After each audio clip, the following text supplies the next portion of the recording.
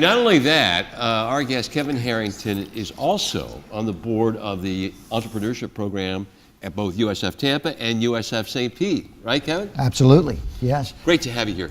You, sir, known as the king of the infomercial. But your career, and by the way, we'll get into why, but Tampa Bay has become a center for infomercial production. Yes. But you've been an entrepreneur all your life. You were born to be, I think, because of your dad, right? Yes, you know, I tell the quick story. When I was 11 years old, I worked for my father. He was in the restaurant business. And how do you become an assistant chef? Well, I started as a dishwasher, and when the chef didn't show, my dad and I were cooking the steaks and the lobster. So, but I realized I really didn't want to be in the restaurant business. So in college, I had my own business and built it. Yeah, well, you say that like everybody does, right? Yeah. You're 19, 20 years old, but tell us how did you lay the groundwork for getting into that business, which was heating and air conditioning? Yes, well, while I was in high school, I was selling part-time at night for a heating and air conditioning company, and then I said, geez, this is easy. I want to own my own business. So I started my own heating and air conditioning company, then realized that the service angle of that was so cumbersome that I sold the business to one of my employees and ended up getting actually into the business I'm in now, which is the infomercial world. And moved here back in the early 90s in a joint venture with Home Shopping Network. That's what brought me here to Tampa Bay, actually. But you did your first infomercial you have done some on-camera work, but that's not principally what you do. You're Right. always behind the scenes. Correct. But the first infomercial was shot in the mid-1980s, is that right? Yes, correct. And actually, you know, I was sitting at the Philadelphia Home Show watching this guy cut through a Coca-Cola can with a knife set, okay? And Is this the Ginsu knife? It was the original Ginsu, which I didn't invent. Someone else, they'd already had the Right. product out, but he'd been selling this for years, cutting through hammerheads, but it was a knife that was indestructible. So a light bulb went off in my head, and I said, why don't we film that and put it up on TV? So that became one of the first big winners that I had, actually. And you made some connections at that home show, right? I met Billy Mays at that home show, and this was in Philadelphia. I met Billy Mays, and I said, Billy, he was demonstrating a product. He said, you should be doing infomercials. He's like, what's an infomercial? And I said, okay, well, let me show you. So Billy, God bless him, he passed away a few years ago now, but Billy, we did his first infomercial, and then just his last one right here in Clearwater, Florida, a product called the Dual Saw was Billy's last infomercial. And so I've had the pleasure to work with Tony Little, the fitness guy, and you know, Tony lives here. Forbes Riley is the fitness girl. She does the spin gym. So many people ended up here in Tampa really because of Home Shopping Network. It was people go on the air and sell products, and like they wanted to be close to HSN. So I have to give HSN a lot of credit for bringing a lot of the talent to the table and production people here in Tampa, Clearwater, St. Pete.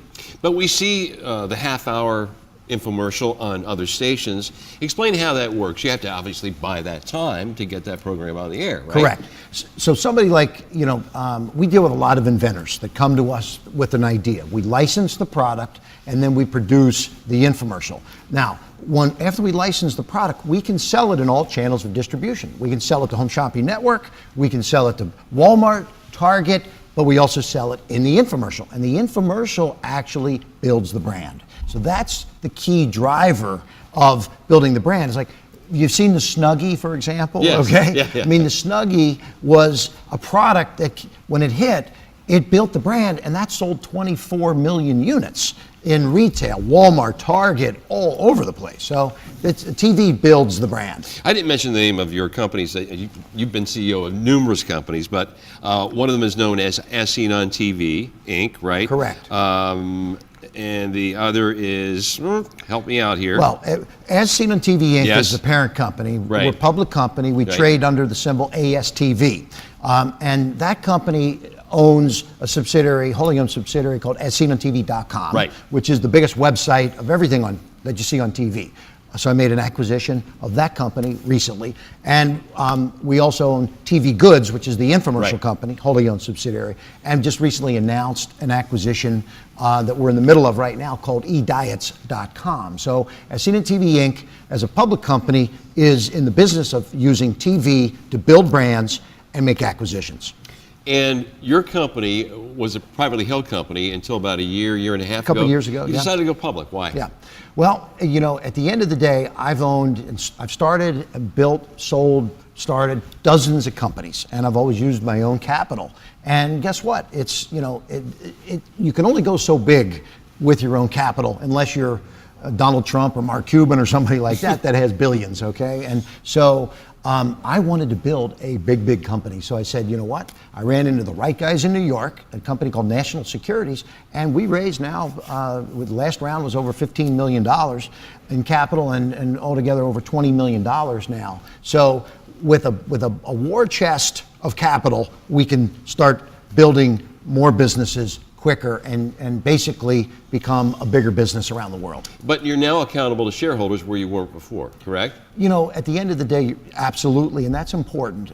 So we have, you know, 5,000 plus shareholders, and that's important that we communicate with them. But as a public company, we have certain responsibilities to, in terms of disclosure. So while there are upsides of being public, where, you know, I'll tell you one of the big advantages is, you know, we can bring on celebrities and mentors and people that we can issue a couple shares of stock where they have a big upside. I mean, if you think of William Shatner and Priceline.com, you know, he made a lot of money becoming a spokesperson for that company. So, and so as a private company, they could have never done what they did there. So that is one of the advantages. At the same time, yes, we do answer to shareholders, but at the end of the day, even small businesses have shareholders that they have to answer to also. So, sure. It's a lot of fun, though. We have a question via Twitter for you. Three Little Birds out in California, that's the handle, wants to know, why are you no longer on Shark Tank on ABC? Well, we didn't even talk about Shark Tank. Yeah. You know, so I did 3 seasons now at Shark Tank, shot about 175 segments. And, you know, it was such a great experience. And from that, I still get thousands of people a year, over almost 1,000 a month, inventors that come to ask me to see if I'm interested in investing in their idea or their product or whatever it may be.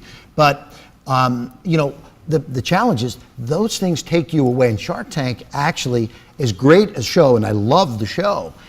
What I wanted to do was focus on the public company to be able to make the acquisitions that we wanted to make. Because with Shark Tank, we didn't know what was coming out. And we ended up making deals with companies sometimes that took a lot of time and effort. So it took me away from my day-to-day business, which is building the public company that I now have. So I'm now very focused on building the public company as seen on TV, Inc., so that we can now build and acquire the companies that we want to acquire, not just something that might just be coming in on the show. And it wasn't pretend investments. On Shark Tank, when you selected an idea, an entrepreneur to invest in, it was your money you were investing, right? Yes, absolutely. I mean, yeah, that comes with risk. It was hardcore millions of dollars of capital that, you know, would go into these companies, absolutely, and definitely very risky.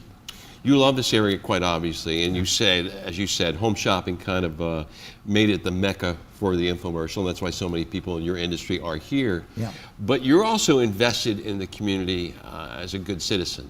I mean, you have your causes you're fond of, and you're involved in those. Well, you know, I love, for example, in November, the Museum of Fine Arts in St. Pete, they had the first golf, the Art of Golf exhibit is coming to Museum of Fine Arts. So I'm co-chairing with Tim Main from Jable, the golf tournament that we'll do at the Vinoy. And I've done, you know, many charity fundraisers from the hospitals to the museums in town here, but also get very involved in the entrepreneurial programs. You mentioned USF. Right. I love working with young entrepreneurs. I co-founded the Entrepreneurs Organization, which is a global organization, but we have a local chapter here, and I participate in speaking and judging and around the world actually with them, as well as locally too. So certainly love Tampa.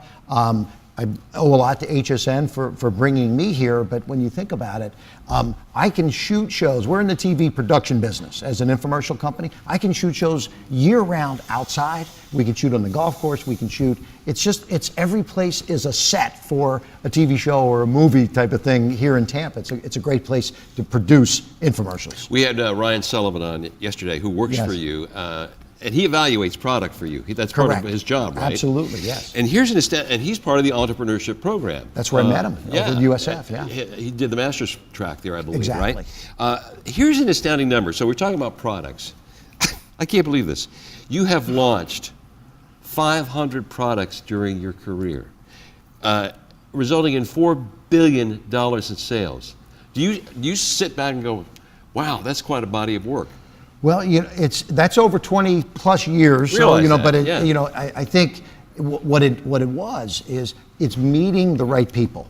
I met Tony Little, and we did the ab isolator and the Tony Little target training and the Gazelle when we first came out with it and things like that. And then I met somebody like Billy Mays. I mean, it was the fun part of my business is dealing with all the celebrities and the talent. And I mean, right now we're involved with 50 Cent. We have a line of headphones that we're selling with 50 Cent. And Montel Williams is one of our other guys that we love to work with. These people are so talented. When we bring them products, they help build these big businesses. And these things become $100 million successes. But that's why we love dealing with inventors, because we match the inventor up with the celebrity, package it all together, and we take all the risk and pay a big royalty back to the inventor. So it's a good business structure for us. Easier to sell a product when you have a celebrity spokesperson? In most cases, yes, absolutely. If the celebrity is really in tune with the product. I mean, the celebrity, 50 Cent helped create and invent this headphone that he sells, and Montel gets very, very involved in his products. They don't like to just be spokesperson necessarily for something off the shelf. They really want to believe in it, use it. Montel does something called healthy living, and one of the products we have with him is a humidifier and an air cleaner and a portable heater called the Season Air. It's a 6-in-1, and that product is amazing, and he loves it. He uses it. His family members use it. They have to believe in it, then. They have to believe in it, absolutely. And a lot of actors' personalities they're great in one capacity. They're great in a film, for example, or in a television show when they're given lines. But that doesn't necessarily make them a great salesperson on camera, correct? We had a lot of big celebrities bomb as spokespeople, okay, and they're off Can you the name list them? now. No. I won't, because in my book, when I wrote it, they took out some of the names because they didn't want to get in trouble. But I'll tell you, one of them was from Dynasty, and she wasn't a friendly person on that show. So English accent? Yes, and so I think you can figure it out. But she couldn't sell it. And Yeah. she didn't want to. She said, I'm not gonna go there in terms of selling the product. I'm just here to host. But that was the old days. We learned the hard way. We're not in business just to put somebody's name on a product. We want them vested, and we want them loving the product. And actually, they become partners in each project with us in how we structure our relationships. The change I've noticed with regard to infomercials is you see fewer half-hour programs, or is that my imagination, and more long-form commercials. That is to say, the 2-minute infomercial. Both sides work very well. Short form is the reason you see a lot of that is because it's during the main day parts, because you can fit it inside the Oprah Winfrey Show or whatever the news might be. 30 minutes typically run late night or on the weekends. Sunday morning or Sunday something mornings, like that. Weekend mornings. So they both run, in the same amount really in similar tracks. But some people think short form is more popular because you see it more often because it's in the shows that you might be watching. You measure audience not by ratings, I'm guessing, but by response. Just by This sales. is called direct response. Direct response. If I spend $10,000 for a time slot, I want to see $20,000, $30,000 in credit card orders. Mm-hmm. That's how we track the business, and that's what makes it such a fun business, because we can spend $10,000, $100,000 a week and know scientifically what to expect from those sales in that week.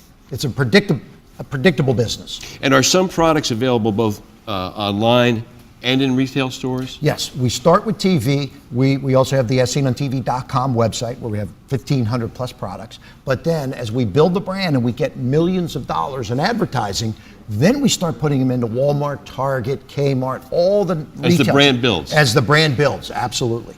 So yeah, you'll see it, a Montel Williams product, there it is, as seen on TV. That's us right in that retail store. Okay.